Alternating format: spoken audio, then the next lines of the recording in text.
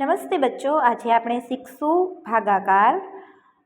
ભાગાકારમાં 1000 વાળા ભાગાકાર, 500, 2500, 3000 જે શૂન્યવાળા ભાગાકાર આવે છે તે શીખવાનું છે।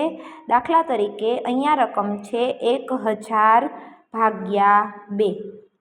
ભાગાકારમાં પહેલી વસ્તુ એ ધ્યાન રાખવાની છે કે પહેલી સંખ્યા એટલે કે એકમ, દશક, સો અને હજાર માં એકડો છે એ 2 કરતાં નાનો છે। એકડો છે એ 2 કરતાં નાનો છે એટલે કે જે ભાગાકાર જેની સાથે કરવાનો છે એ બગડો એના કરતાં એકડે એક નાની સંખ્યા છે, 2ના ઘડિયામાં 1 આવે નહીં।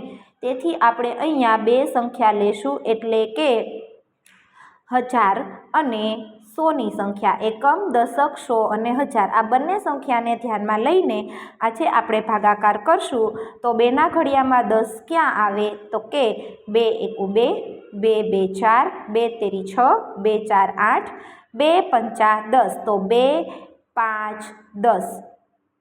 આ બંનેની બાદબાકી કરીશું તો શૂન્યમાંથી શૂન્ય જાય તો 0, એકમાંથી 1 જાય તો 0। ઉપરથી ઉતાર્યા 0।